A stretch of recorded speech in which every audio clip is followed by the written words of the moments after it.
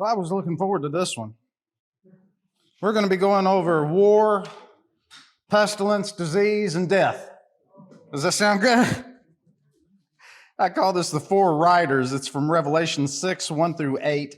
And we're going to break this into the sermon itself. So whenever you hear the word being read, please put your hearts into a position of reverence. I'm not really sure how to go about preaching from today's scripture. And part of it is that the scripture is so familiar. It is absolutely iconic. The very images of the four horsemen are enough to make you pause and think serious thoughts about the world. The verses that we will be exposing ourselves to today have found a permanent place within the imaginative frameworks of authors, scriptwriters, songwriters, and poets. From Clint Eastwood's Pale Rider to Agatha Christie's 1961 novel, The Pale Horse. These four riders, especially the pale green one, shape everything from heavy metal to dystopian films that leave you without a shred of hope. If you haven't laid eyes on The Four Horsemen of the Apocalypse by the artist Albert Durer, then please do yourself a favor and look it up on your phone. You can do it now. I don't mind you researching while I'm preaching. It is a beauty. One of the first sci-fi books that I ever read, one of the books that made me love sci-fi, was a book by Piers Anthony called On a Pale Horse, Incarnations of the Immortal, Book 1. If you have a fascination, and I do, if you have a fascination with the four horsemen of the apocalypse, then you can accurately call it a dread fascination. Years ago, I noticed that the science fiction... How many of you read any science fiction during the 50s? Thank you. Somebody. Oh, good. You remember the covers of those books? They were bright. They were jubilant. They were exciting. Look at the sci-fi now. It's washed out. It's gray. It's depressing. Years ago, I noticed that the science fiction prior to the 1970s was mostly cautionary moral tales, or they were grand adventures that celebrated the creative and exploratory aspects of being a human. They reveled in finding new worlds, and they encouraged the reader about the delights and technologies of the future. Y'all remember going to, what's the name of that horrible place in Florida? I won't even say it.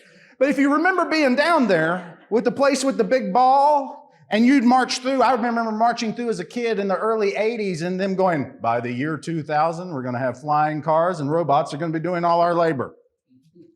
Little did they know. Anyway, every now and then you would run into some disturbed mind. You would.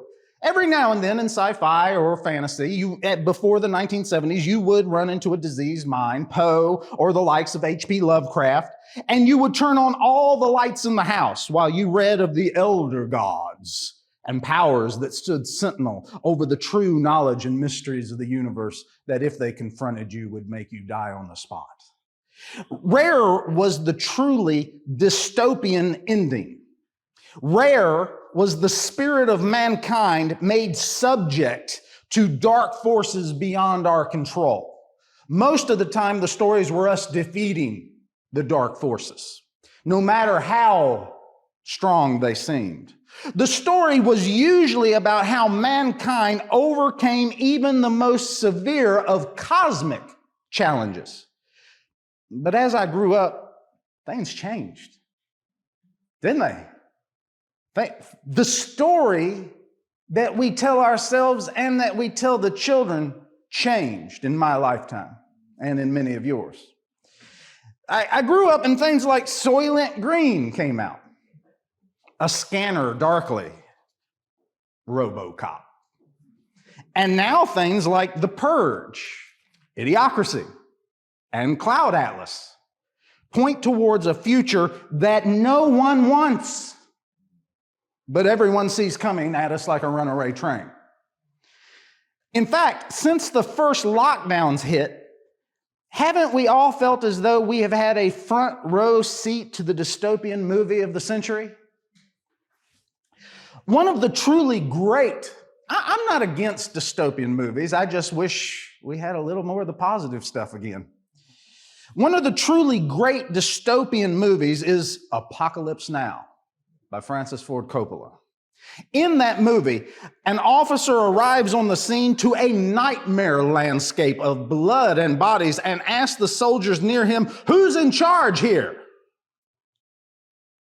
No one answers. And that's the point. They are in hell with no leader, no plan, no system, no direction, no hope. We've tried to run a country on no plan, no system, no direction, no hope. War is hell, according to Francis Ford Coppola. And it is a hell where each man does what he thinks is right in his own eyes. And the only warning you get is a tracer bullet from the nearest machine gun. The book of Judges is a type of dystopian nightmare found within our canon. It ends with these words have haunted me since I was a little kid and I read this. Because the whole journey through the Judges and through Numbers and all that is this spiraling out of control because they forgot God. And I remember reading this ending and thinking that is one of the grandest narrative structures I've ever read. It ends with these ominous words after having told us the story of a society slowly spinning out of control. The author writes, "In those days, Israel had no king. Everyone did as they saw fit." Everyone did as they saw fit. Sound familiar? Remember when we were the melting pot? We became multicultural. Everyone doing as they see fit.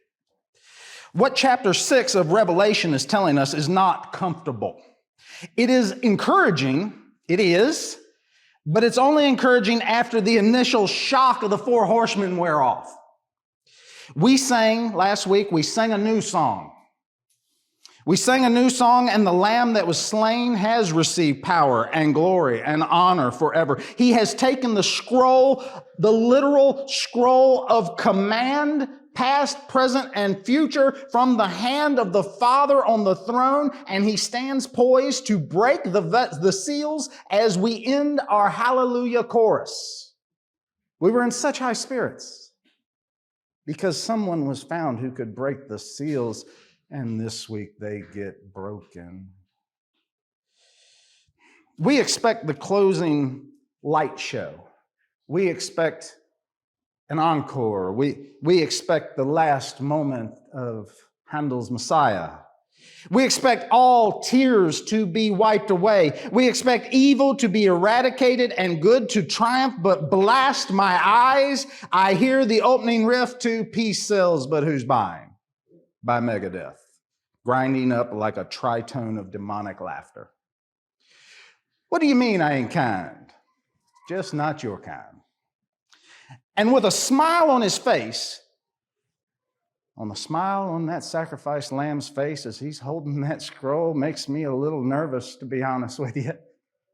The slain lamb with bloodied hooves slams open the first seal, and as the seal breaks, the monstrous pit bulls that surround the throne of heaven cry out with blood-curdling voices, a sound like thunder and water, "Come!" And in smoke and light and the sound of a symphony tuning their weapons, a white horse with a fearsome rider comes crashing through the rent seal. I can't help but believe that John is watching this with some confusion and bewilderment as the words of Jesus Christ come crashing back into his memory from decades and decades ago. "Do not think that I have come to bring peace on the earth. I have not come to bring peace, but a sword." And with that realization, I have to believe that John is realizing that the essence of true worship is a state that only the brave can truly rise up to. Now, I watched when the Lamb opened one of the seven seals, and I heard one of the four living creatures say with a voice like thunder, "Come." And I looked, and behold, a white horse. and its rider had a bow, and a crown was given to him, and he came out conquering and to conquer. We wonder how evil gets into the world. It's the age-old question, if God is all good and all powerful, whence comes evil? And yet it is as clear as the nose on our face where evil comes from. It's not a difficult question. And our nose is clear. We can see it. We can see it because of the light which was spoken into existence. Before God spoke, chaos ruled. Darkness was over the void. Before God moved in, Leviathan herself coiled in chaos in the primordial waters of consciousness. Before God spoke, darkness ruled both the world and the intellect. Evil is the state of being which exists outside of that spoken word. Being exiled is the state of being left by God, or more accurately, pushing God out with chosen darkness. We want to solve HIV. We want to solve it with condoms. We want to stop school shootings by taking away guns. We hate repercussions. We just hate it. We want to be able to solve our problems and still keep on doing whatever we're doing. We refuse to admit that we have moral, ethical, and lack of will problems, not condom problems. Nowadays, we just have diseases, labels, addictions, and a culture that, for lack of a better phrase, in those days, America had no God. Everyone did as they saw fit. Jesus has the power to open the seals, but do we really want him to? The story's getting weird. Jesus has the power to open the seals. He's opened the first one, and the first one is a warlord set to conquer and to conquer. But the seals may not be what we would dream. They may not be what we want. They may not be what we like, but we found the guy who can open them. They might be the seals that have held back divine judgment and divine wrath for all time.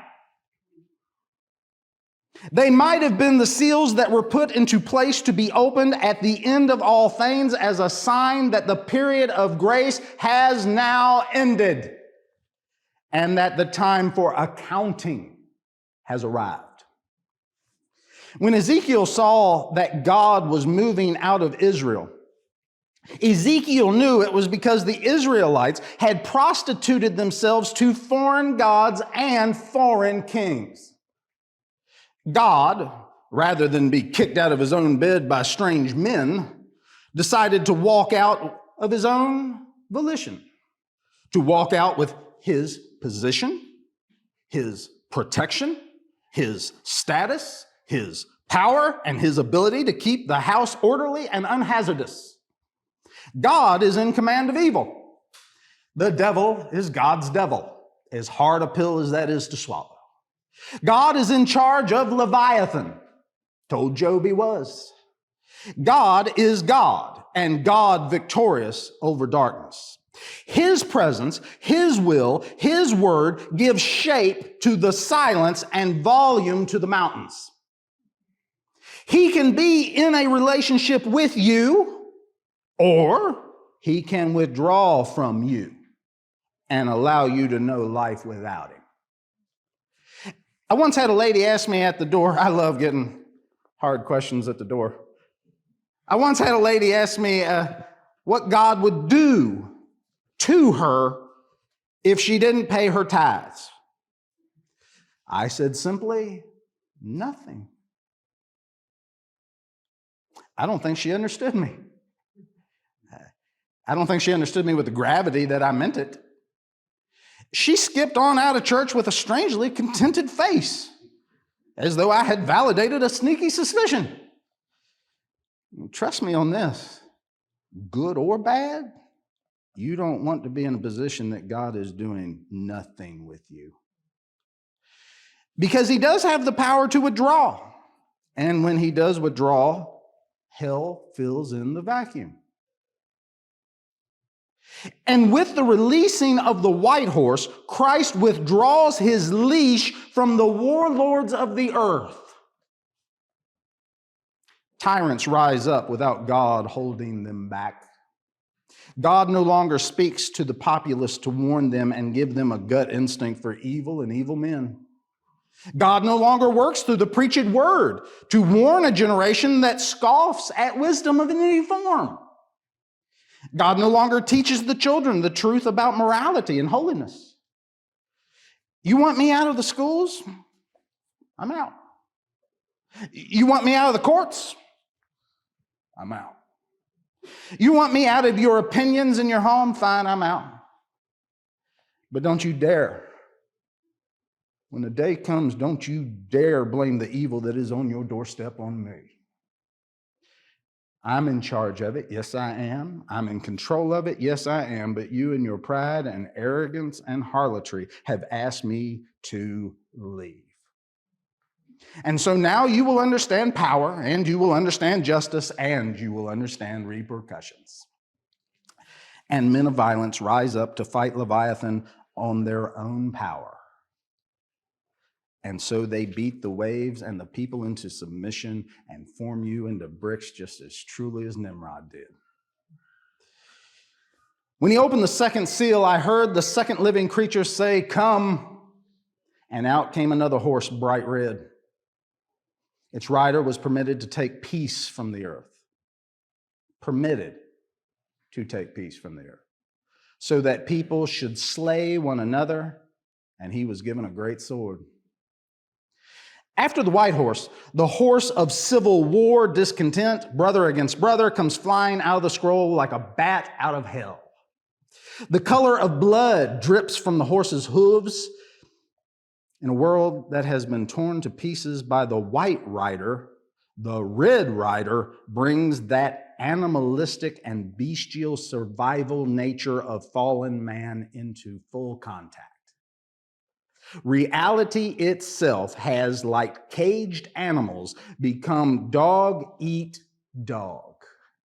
And the Red Rider laughs as families and friends tear themselves apart because each one does what is right in their own eyes. There was no God in Israel. There was no king to enforce the king's peace.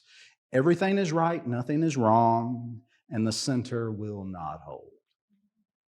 Stand and tremble as the red horse flies over thresholds everywhere that lack the blood of the sacrificed lamb. The firstborn are in danger. And the bad news, no one cares now that the Red Rider has been unleashed. We didn't know it then, but we know it now. There was a reason the seals were made indestructible. Maybe we shouldn't have been wanting somebody to open them. They held back judgment. Did we really want them? We shall see.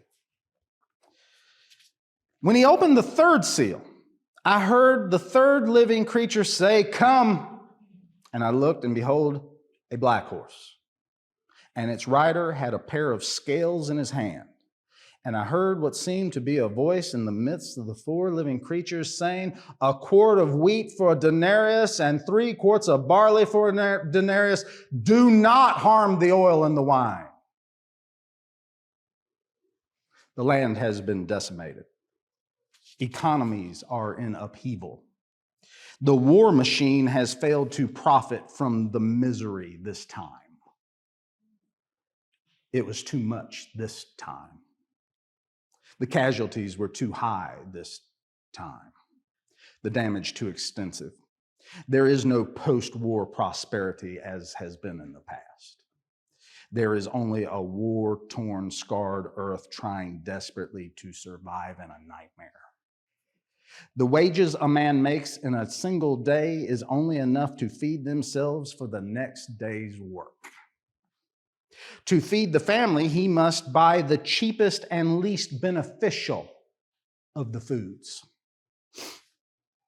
But something stinks, as it always has stunk from Egypt to Babylon to Rome to here.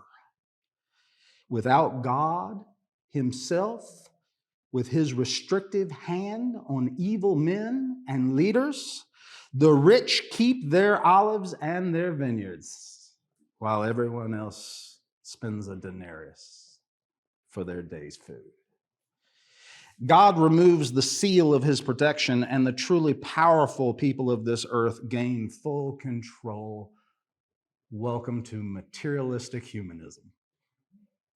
Where once God and God lovers held their leaders in check, the tamer of Leviathan has been asked to get out of the house, and so he has.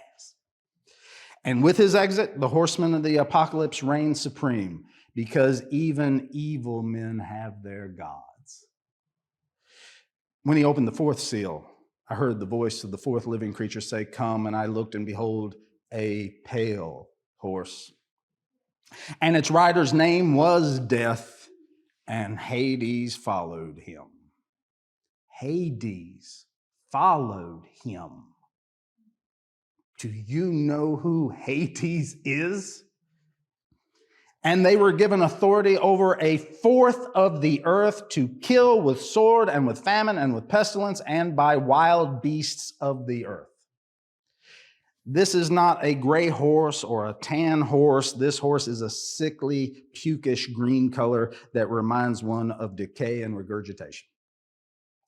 Once mankind has suffered from her adulteries, she is now eaten up with wounds that will not heal.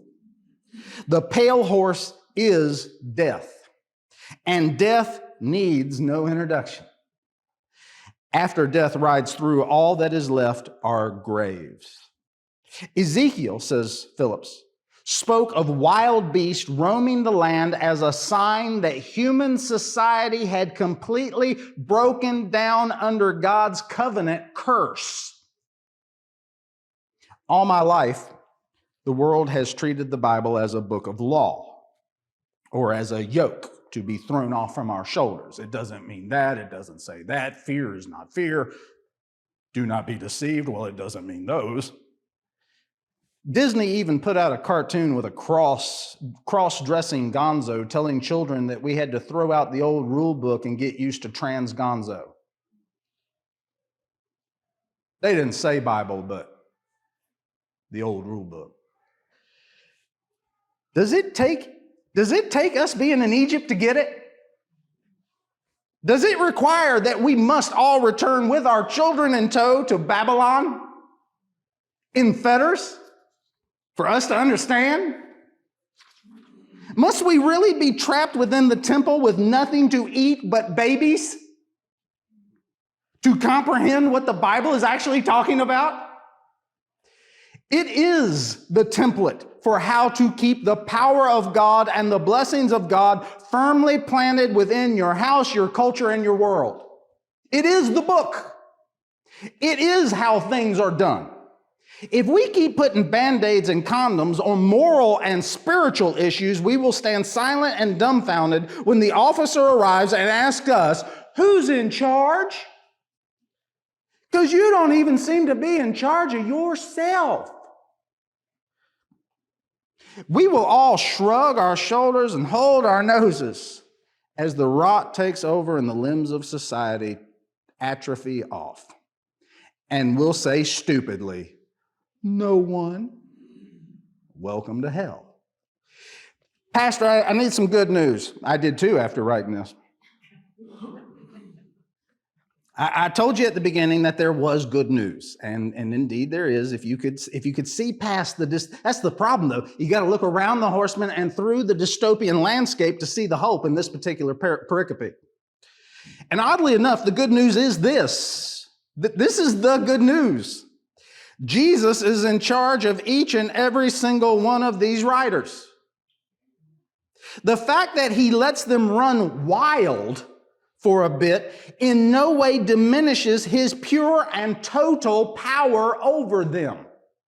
They answer to him. They even have the evil which they can inflict restricted by none other than the sacrificed lamb. I remember reading about the exiles of the promised people, and each time I thought to myself, well, I hate it for them, but they sure needed the lesson. God help us. I can see it from bird's eye, but I've been a frog in the vat so long I don't even know when I'm being led by my nose ring into Babylon. Well, folks, the good news is this. God has chosen to allow lessons to be taught again. Good news! God's teaching lessons again. Whew. I was glad to get out of school. I don't know about you. In our lifetime, we're going to see the education department of heaven teach a class called Deity Dynamics and the Wholeness of All Things. No prerequisite. Well, ears to hear, eyes to see. For the children of God, every part of what is happening is under God's control. God, I fess up. I don't like it. I trust you're in control. Even if God allows chaos to reign for a moment, does not mean that chaos has strangled power from him.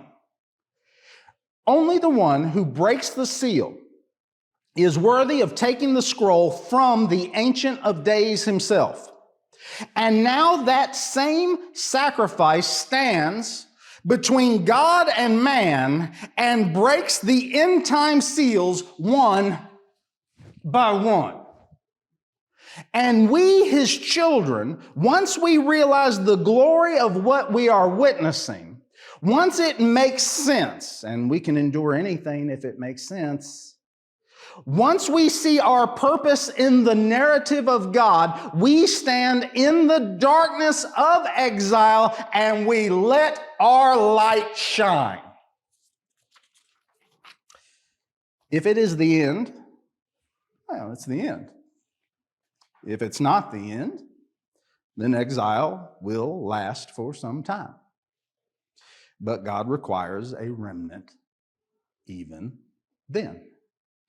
You see, if you proclaim the word, if you defend the word, if you live the word, then your light is God's light. You have none of your own.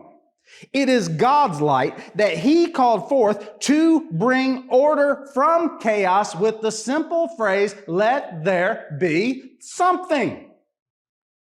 And your chaos becomes order, and you join the ranks of the remnant of the Lamb. You realize that when you're in the hospital, God has withheld healing from you. God has. Either to bring you home to him or to educate you or someone else. You realize that when the job is taken away from you, that he will provide a new one, or he will teach you the hard lesson of the flowers of the field, who are dressed better than Solomon. I remember in college thinking to myself, I'm just too smart for the Mickey Mouse work of these 101 classes. I'm 51 now, and I just heard another young person saying the same thing. I rolled my eyes because it was then that it hit me. I wasn't too smart for those classes. They were tough, and I hated them, and I wanted to skip them. I wanted to be too smart for those classes. But the truth was that I was just too lazy for those classes. When I finally learned how to stick with it, when I finally got that through my head, I remember watching as 80% of the electronics engineering students dropped out in the first 6 months, and I thought to myself, they must have been too smart for this. I think I'm going to be stupid enough to accomplish something in life. When I humble myself to work, when I humble myself to the work, I earn something that can never be taken away, ever. When we stop being spiritually lazy people, when we stop thinking we're smarter than the word of God spoken into the darkness, when we stop getting angry that Christ might actually require something from us, then we too might accomplish a work that can never be taken away from us. The point is, says G.B. Caird, that just where sin and its effects are most in evidence, The kingship of the crucified is to be seen, turning human wickedness to the service of God's purposes. Nothing can now happen, not even the most fearsome evidence of man's disobedience, which cannot be woven into the pattern of God's gracious purposes. So, that's some good news. No one wants Babylon. People always comfort me with we know how the book ends. I'm like, yeah, and I know what's between the pages.